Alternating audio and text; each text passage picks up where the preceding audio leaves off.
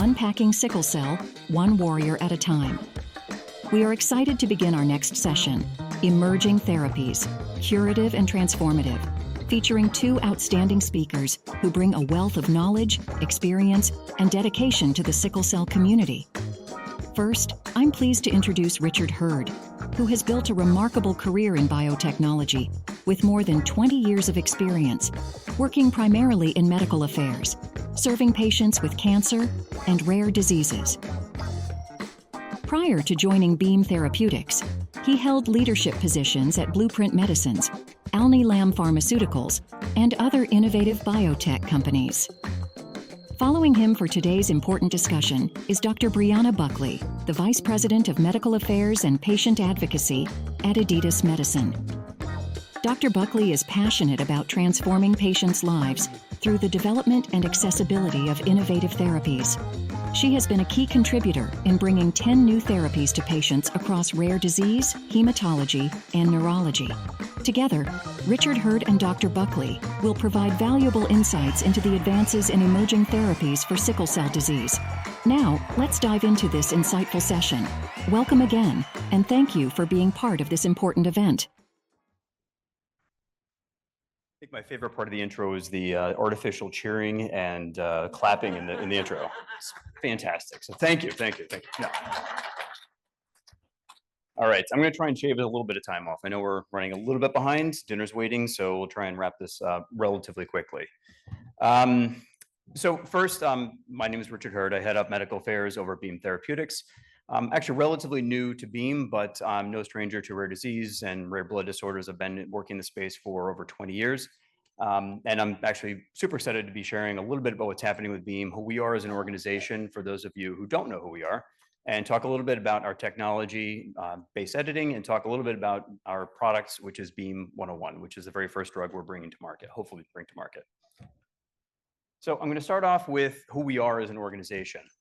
Right off the bat, we are a values-based organization. So the words you see on the slide here do not represent just simple words or lip service. These are actually the guiding principles we use to make our strategic decisions and advance which programs we actually move into clinic and into the market. But as you'll see at the very top, our patients are our purpose. This is a very patient-centric organization, and everything you see below the line are our core values around fearless innovation, rigorous, honest research, open minds, but most importantly, it's a commitment to each other, to patients, to caregivers, and to our healthcare practitioners. So as far as to who we are, we're actually relatively new. We've only been around for about 7 years-ish. We were founded in 2017. We do have 2 locations, our primary office, which is based up in Cambridge, and we have a manufacturing facility based in Research Triangle Park in North Carolina. The entire platform that we're built upon is something called base editing, which I will explain in just a few slides. But what a platform allows us to do is tackle a variety of different diseases in oncologic, hematologic, or even genetic capacities.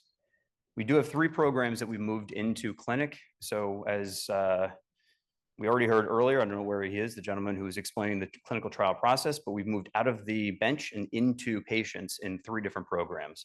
We have the 4th program that we're actually about to advance into clinic as well. So that will make a total of 4 in 7 years. So we've been very busy and we've been moving with purpose. But the programs we've been focused on are glycogen storage disease 1A. We're looking at T-cell acute lymphoblastic leukemia and lymphoma, alpha-1 antitrypsin, and of course, relevant to today, sickle cell disease. So the question you're probably asking is, how do we pick these, right? Template's actually pretty simple. We look for high unmet need, so patients who have a severe disease with no available therapies, or if the therapies available are inadequate or do not represent a safe or effective option. It's the first piece. Second, does our platform even work in that patient population? So does base editing work?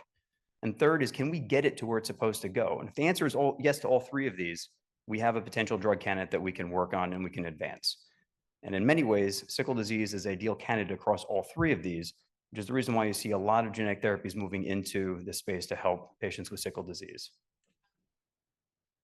So we'll talk about base editing. And for this, we're going back to school, okay? You guys remember back in grade school, we learned how to spell 26 letters.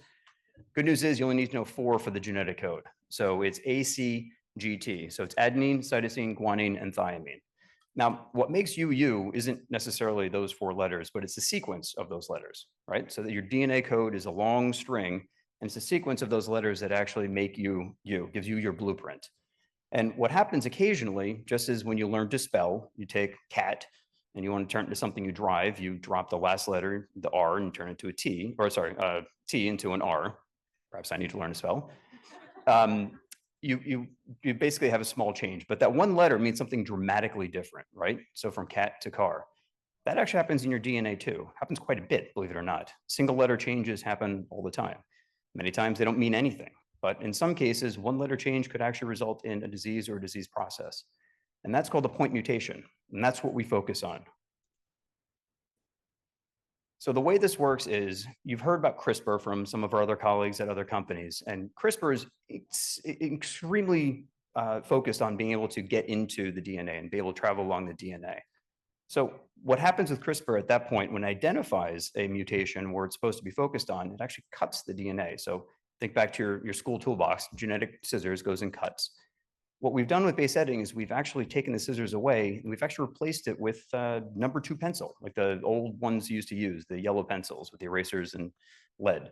What happens with base editing is we're able to use the same CRISPR protein, travel along the DNA, identify the point mutation, erase the letter we don't want, and then rewrite the letter we actually do. Now, it's still early, so we don't have the ability to edit all changes. So we can only turn a cytosine to a thymine, a C to a T, or an adenine to a guanine, or an A to a G. But we're working to iterate on this process, and with more time, we'll have the ability to address additional edits down the road. And this is the machine behind base editing. So as I mentioned, the CRISPR protein is the backbone. That's the one that actually gets to the DNA and actually is able to travel along. It uses something, a guide RNA, which is the template that we actually travel along the DNA to identify where that point mutation is. And once it's identified, that little blue blob you see there, that base editing enzyme called a deaminase, that's the number 2 pencil. That's the one goes in and erases the letter we don't want and rewrites the one we do, all without cutting the DNA. So there's no impact to the actual strand. We're able to make the edit with a very simple process. So I have no intention of teaching about sickle disease, but there are 2 principles I do want to highlight here. First, sickle disease is a point mutation. So it's a point mutation on the beta globin gene. It's a T to an A, and that one change results in the sickling of the blood cells. I know you've heard about this from some of the other colleagues. That's the first principle, point mutation. The second principle I want to highlight, and you've already heard about this as well, so I don't want to belabor the point, but the higher your levels of fetal hemoglobin go, the lower the number of the sickled cells that you have. So the higher that level is, the better the patients are, and the lower the impact or the disease burden that the patients feel. And we know this because 2 principles, right? The first is we know hydroxyurea increases your fetal hemoglobin and therefore decreases the number of sickled cells. The second is something called hereditary persistence of fetal hemoglobin, which I know you've seen on some of the other slides as well. But this is an important consideration and important and critical to understand how we at BEAM are tackling sickle disease. So in hereditary persistence of fetal hemoglobin, in patients who have sickle disease as well, overlapping, they have high enough fetal hemoglobin levels that their number of sickled cells actually drops to a level where patients actually have almost no symptom burden whatsoever. So that's the consideration. That's critical to know what we do. So let's mash this together, all right? So you just learned about base editing. We just taught you or reminded you about 2 basic principles on sickle disease. So pulling this together, BEAM 101, which is the drug we're here to talk about today, actually focuses on an edit that is not converting the sickle hemoglobin to normal hemoglobin. Rather, we're actually focusing on the promoter on the hemoglobin 1 and 2 gene to actually block BCL11A.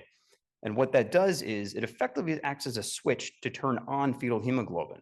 And it does this in a way that increases it to levels that are almost seen with hereditary persistence of fetal hemoglobin, so pretty high. And again, we know the higher that level is, the lower the number of sickled cells, and the lower the number of sickled cells, you're going to have the reduction or hopefully even absence of sickle disease. And that's how this works. Manufacturing, this is still an autologous product. So we do need to harvest the stem cells to be able to manufacture in our center in North Carolina. The process itself is actually relatively similar to what you've just heard from our colleagues at Vertex and Bluebird as well. We have to collect the cells, send them to a manufacturing facility. But one of the key differences, we use a process called electroporation. And quite simply, all this means is we don't use a virus or a viral vector to get the drug into the cell. We essentially apply an electric field to the cells. And what that does is it opens up little pores on the cell, on the surface of the cell that allow the drug to get in. And then once you remove that electric field, pores close and the drug's inside the cell. It's that simple. I'm making it sound simple, but it's also very, very complicated, right? All right, so I'm going to shift into the clinical trial that we have ongoing. It's called Beacon. And I do want to start off actually by saying first, thank you to some of the patients and patient advocacy groups that we've already consulted with and provided feedback, not just on our trial, but the way we communicate the study, including even just some of the graphics that you see, the way we describe the clinical trial to provide the information that you'll see even at the table. So for those of you who have participated, thank you very much. Well, let's talk about our study. So this is a phase 1/2 open label study. So what does that mean? Well, open label, everyone who comes in gets the active drug. Phase 1/2 is very similar to what you've already heard in terms of this clinical study process, but it means we have a very stepwise, very cautious approach to the way we're studying this drug in patients. The first piece is we have what's called a sentinel cohort, and really all that means is we're doing patient by patient to make sure that they have a successful engraftment before we move on to the next. We do that for 3. We've already completed that phase. We've already mentioned that publicly. We've moved into what's called the expansion cohort, where we're now treating the rest of the patients, up to 45 in the clinical trial. Now, every study looks at a variety of clinical endpoints, safety as well as efficacy. We want to make sure it's safe and we want to make sure it works. From a safety perspective, we're looking at the proportion of patients who engraft. From an efficacy perspective, there should be no surprise. We're looking at some of the target endpoints like the number of severe VOCs. We're looking for the elevated level of fetal hemoglobin. We're looking for hemolysis. We're looking at total hemoglobin levels, time to engraftment, and a variety of patient-reported outcomes. As for the process, I already mentioned this, I believe, in brief, but just to walk through very quickly what this is, we do still go through the stem cell mobilization to collect the number of cells. We are working on ways to try and reduce the number of cycles that are required to collect the adequate number of cells. And then we have them shipped to our manufacturing facility where it takes about 60 to 75 days to actually edit the cells. And then in that time, patients are conditioned with chemotherapy to wipe the marrow. And then we're able to reinfuse the edited cells to repopulate that marrow. And we're waiting for the endpoint of engraftment. And what that means is we're waiting for the cells to start producing normal neutrophils and platelets and a variety of other cell lines. In total, it's an arduous process. I don't want to sugarcoat that. It's about 30 months for this, but as I mentioned before, we are trying to consolidate some of these timelines and make this as accessible and short for patients to participate. As we've already heard, the FDA helps us work on what are considered inclusion as well as exclusion criteria, so who can and who cannot participate. Again, this is meant to keep this as safe and effective for patients as possible. So we usually have to start relatively low before we can expand to a broader patient population. For this reason, the initial cohort was 18 to 35. We did expand that to 12 to 35 in the expansion cohort. But patients clearly have to have a diagnosis of sickle disease, but they also have to have severe sickle disease defined by at least 4 VOCs in the last 24 months. Patients aren't able to participate if they already have elevated fetal hemoglobin levels. Makes sense, right? And also patients who've already received transplants, or if they are eligible for transplants but have a matched or available sibling donor that they can draw from. Additionally, diagnosis of Moyamoya syndrome, which is a blood vessel disorder, or stroke is also excluded. Now, we currently have 17 sites open across the US. For the sake of time, I'm not going to run through all of them, but we are going to be opening up some additional sites. We have about 20 to 25 as our target. So I see everyone looking at this gray stripe in the middle here. We are going to be closing that gap and looking to identify additional sites to participate. So we will make this as accessible for patients to be able to join if they are interested. Now, before I run out of time, I do want to highlight one thing. Beam 101 actually represents our first step to advance a therapy that is going to be transformative for patients with sickle disease. but it's not our last. We have additional programs, additional therapies we are looking to work through and advance into the clinic that will potentially eliminate the need for the myeloablative conditioning, or ideally even work on something that's called in vivo editing. So we don't even need to take cells out of your body. It's done in the body. So while this is our first, it is by no means our last. So Beam Therapeutics is clearly here to stay and support all of you in the sickle community. And with that, thank you for your time. And if you have any questions or interest in the trial, I would invite you to join our booth. Colleagues Audrey and Elodie are sitting there very patiently waiting for all of you. And of course, you can always email us at clinicalinfo@beamtx.com for any further questions. Thank you. Thank you. Did I give back time? I think I did. You did. 2 minutes, 5 minutes. Perfect. Awesome. Okay, this time we will call Dr. Buckley to the stage with Editas.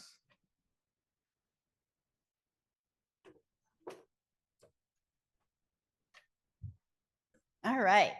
Thank you. I am acutely aware I am the last speaker, and I am standing between you and a phenomenal evening. So you have heard some really tremendous information today, and I guess the good thing about going last is I can just build on it a little. Like they said, my name is Brianna Buckley, and I'm with Editas Medicine.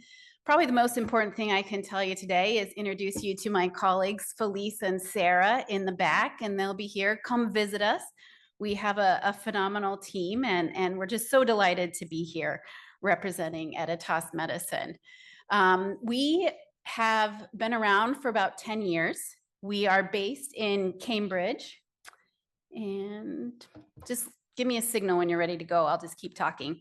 But what Editas does is we really focus on researching our gene editing and developing technology that is needed to deliver medicines to go where they need to go, and specifically gene editing medicines. We work to create medicines that can transform the lives of people living with serious diseases, and in this case, sickle cell disease.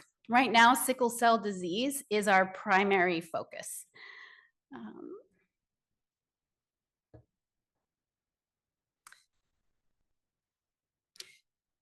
One of the things I just wanted to mention, that as a team, we are just so grateful to be a part of the meetings like this. I think it's phenomenal to see so many of you coming out to learn, and I hope there's something I can share with you.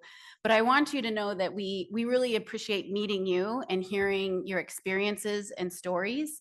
And we take these back internally, and they make a difference. They help us think about how we can make better medicines, how we can tailor our programs to meet the community needs, and how we can best partner. So we really appreciate working with the community.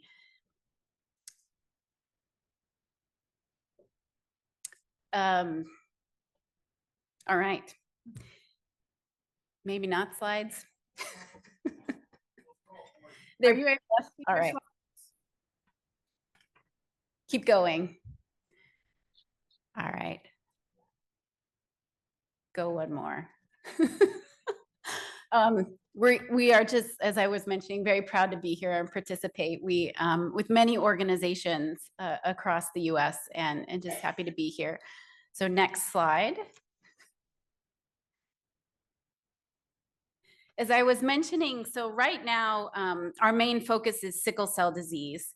And the gene edited medicine that we are researching is called reni-cel. And reni-cel is still being investigated in our clinical trial. And there's two things that I wanted to call out that make reni-cel unique. So you've heard all of these therapies, there's some differences in everyone's approach. And so the two parts of our approach that I just wanted to call out are how we edit cells. And then the second thing is where we edit. And so how we edit cells, we do use CRISPR technology. And to take the prior analogy, so we have our scissors, and we have a pair of scissors that we believe are very sharp and very efficient. And this is done with an enzyme that is called AsCas12. So we use a particular method that is called AsCas12 CRISPR editing that is very specific and selective when it comes to editing the specific cells. The second thing is our target, and we target the hemoglobin promoter region.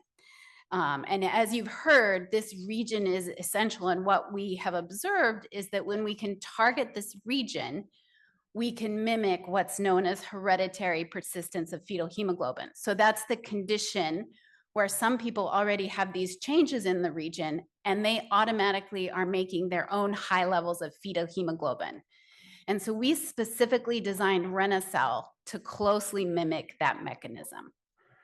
And of course, similar to the other processes with gene therapies, it is a bit of a process, right? The stem cells have to be collected, they're removed from the body, they're edited through electroporation, they're reintroduced to the body with myeloablative conditioning with busulfan, and they receive their reni-cel infusion. So next slide, please. And this slide just highlights why we chose our target. And you've already heard about this, right? What we have observed is there are positive benefits in increasing the fetal hemoglobin. And the fetal hemoglobin, to experience those resolution of symptoms, we want to see levels that are reaching 30% and higher. So that's our goal when we're editing these regions to increase the fetal hemoglobin. So the next slide, please. All right. Our clinical trial with reni-cel is called the RUBY clinical trial. And there are several parts of the process. We undergo screening to make sure candidates are eligible. And I think there was a very good question earlier about who are we screening and what are we screening for? We do the best we can do to screen out any potential risk factors up front, but it's very difficult to know what exact adverse events a patient might experience. And so we certainly take into account what we're learning from other therapies and how we can improve our trials. But there's a lot we just don't know. And it is important when thinking about undergoing these clinical trials or gene therapy, we're really wanting to make sure that patients are healthy enough to undergo the conditioning with the chemotherapy. And that's where a lot of patients experience their adverse events, as we've observed in our clinical trial. They're related to going through that process. You can see then the next phase, we have administration of reni-cel and then follow-up. And it was mentioned, these clinical trials, our clinical trial is 2 years in duration, but it is a long-term follow-up. It's 13 more years that we're following patients, that we're learning about them. We're collecting outcomes to make sure that the treatment is durable and that it continues to be effective, but also looking for any safety signals and anything we can learn and incorporate into future learnings for gene editing. So next slide.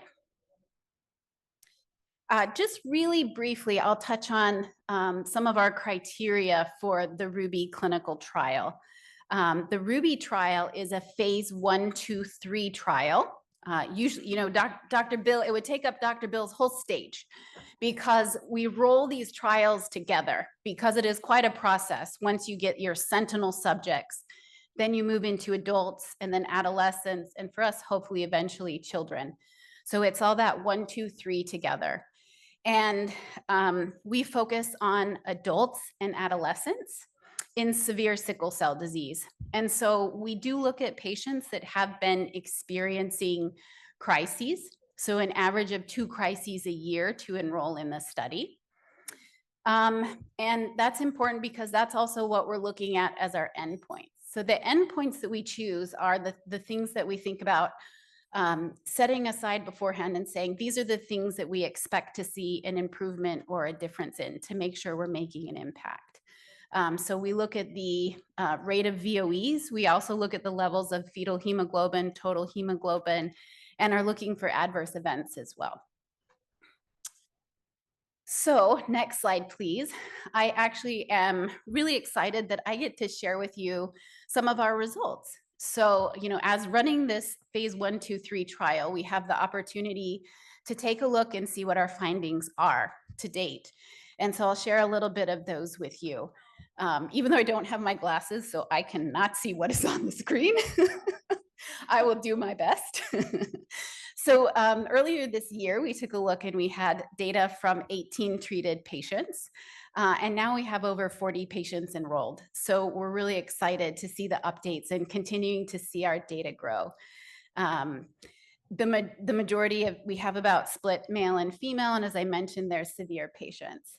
On average, it takes about 2 cycles of cell collection, so 2 apheresis cycles. And I think that's important. You know, it's a journey and it's not always just a one and done. And also thinking about the investment in apheresis, it takes about on average 2 cycles for us. And then what we're seeing favorably, what you see is, as was mentioned, you're looking for engraftment. So when after the transplant is your body starting to make those platelets, those neutrophils, starting to work on its own to generate those cells. And in all of our patients, they've achieved both neutrophil and platelet engraftment. Next slide, please.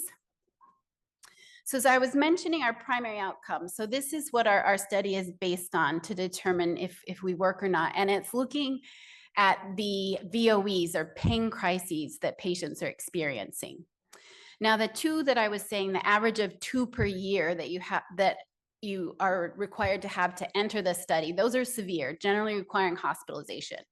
But we know that sickle cell warriors have events that might be managed at home, might be managed outpatients. And so what you see, let me orient you here, on the left side in the gray, each one of these lines across represents a patient.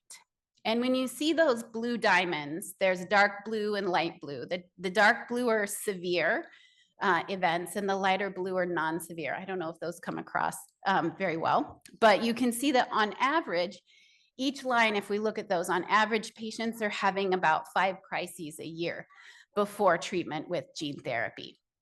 And so if you take that line across and then you look at the orange bars, the orange is after treatment with reni-cel. And notably, there's no diamonds. So what we have observed is that after treatment with reni-cel, we haven't had observed any patients with VOEs. So patients are VOE free based on this duration of follow-up. And in this data set, we've followed patients for up to 22.8 months.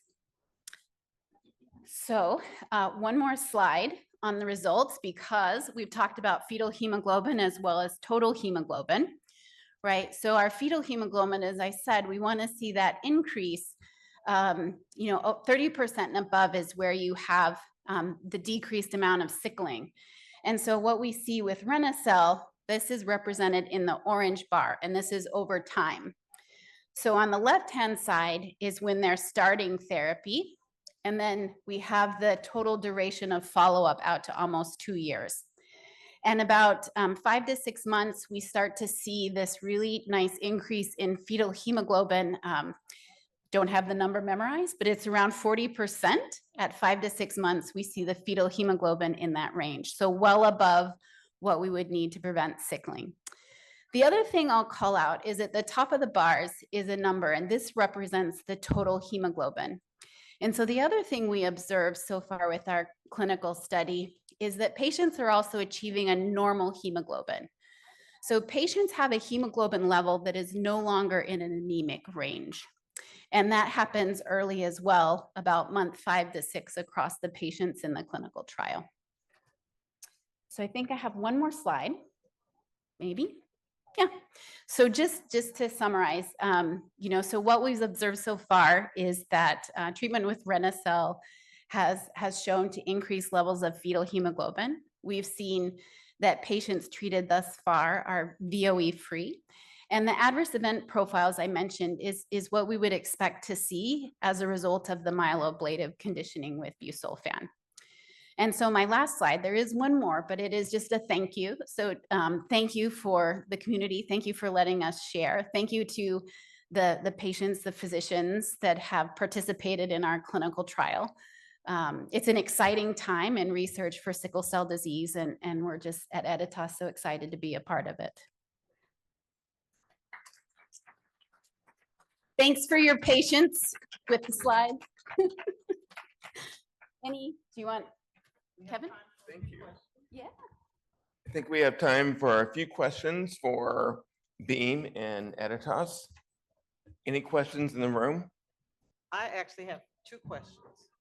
So I hear you say for both, when you talked about the hemoglobin being 12, and your endpoints being pain, do you talk about fatigue at all? Do you talk about increased energy level as an endpoint? Yes, yes. So what I highlighted was our primary endpoint, but we have a whole collection of endpoints that we're looking at. We have to have a primary endpoint because the FDA asks for one that they look at that's important to them, but we know that might not be what's most important to everyone. So as part of our study, we collect patient-reported outcomes. And this is our opportunity. We use what's called the PROMIS scale, and it does include domains such as anxiety, depression, fatigue, pain, your ability to participate in social activities and physical fun. So we know these are important elements and are included. Yeah, in my and looking I at it. think that's really Yeah. important to warriors because sickle cell disease affects every aspect of Yeah, your life, it right? does. My other question is, in the Pisces study by Dr. Wally Smith, one of the most eye-opening things for me was that 30% of adults have pain every day. Yeah. That's chronic pain. And then they have vaso-occlusive crises, so it's acute pain on top of chronic pain. And were there any people in your study that had pain every day? Mm. And did that impact their chronic pain? Yeah. That is a wonderful question. So we have not, so just, it's something, another thing that we look at, obviously is our patients reporting pain. And it's probably not the best scale, but you always get asked when you go in to visit, rate your pain on a scale of 0 to 10. That's one of the best, believe it or not, surrogates we have to understanding pain and if there's chronic pain. So that's something we can look at long-term. We also look at the use of medications to treat pain and see if that's changing. We haven't looked at any of those results yet to date in our clinical trial. It is still ongoing. And, as we get more mature data, those are endpoints we'll be looking at as well. Thank you very much. Yeah. Now, I know that Pat has announcements, but are there any other questions before we move on, or any questions online? Oh, Pat has a question. I have a question as well. Stole them. So you said that in order to be eligible, you had to have 2 painful events. Are those painful events that you have to have been hospitalized Yes. for, Two- or outpatient? Yeah, so for our study criteria, and I can't speak to the other studies, I'll let Beam comment as well. So for our study, it is 2 severe events that are requiring hospital intervention, ER visits overnight. So it is a very severe requiring attention. It's an average of 2 per year over the past 2 years. So we look at the history over the past 2 years. So you guys realize that warriors don't want to go to the hospital. Yeah. Yeah. Yeah. Yeah. So a lot of times they will stay at home and suffer through those painful events so that they don't have to suffer through mistreatment in the hospital facilities. Yeah, and I think that's a limitation, just honestly, as we think about the criteria. And, we know there's one of the areas that we also think about, you've heard other companies talk about more opportunities. We know there's more opportunities in sickle cell. There's opportunities to study it in different populations that don't exactly fit this criteria. It is pretty strict, and that's kind of how we have to structure our clinical trials in the beginning. But I think there's opportunities to expand those ideas, and hopefully, as we continue on this journey, that's something we can do. So in all fairness to Beam. I know, sorry. I mean, no, I'm not. I just, if you have anything you want to say, since you did less than 15 minutes. So you're saying I can have more time for more slides? Awesome. You keep pushing No, the limits now. I actually no. So honestly, the commentary has actually been spot on in terms of I think similarities in terms of the trials. I think one point I would highlight, at least for Beacon, we did have 4. The requirement for participation was 4 severe VOCs over 24 months. That did include severe pain, that include ACS or acute chest syndrome, splenic sequestration, or priapism as well. So it's one of those 4 things over a 2-year period, 4 were required for participation. The only thing on that, but thank you. So, Dr. Wanda, we do have we have a question virtual. And that could be the last question. Someone asked, so if the DNA is being changed, will we still have children with the disease or trait? Yes, it will. So it only edits your cells. It does not change any editing in the sex cells that you would use, that you would pass on, and the genes you pass on to your children. So gene therapy only addresses you personally. All right, thank you. Good. And I believe that is all the questions we have from virtual and in person. So Dr. Wanda, would you like to wrap it up, or Kevin? So I just want to first thank all the companies that are here today. And, you know, as a warrior, we are experts of our disease. I also think that we need to be experts to what's available to us for treatment. And so if you don't understand or you don't know about some of these products out there, I would really, really encourage you to this week, stop by, ask questions, get the names, because a lot of us are being cared for by providers that really don't understand sickle cell, and they're not going to understand what's available for us. And it's up to us to be able to bring it to them and have them do some research. And so just like we teach them in the hospital how to care for us, we're going to have to teach them about what's available for our management of the disease.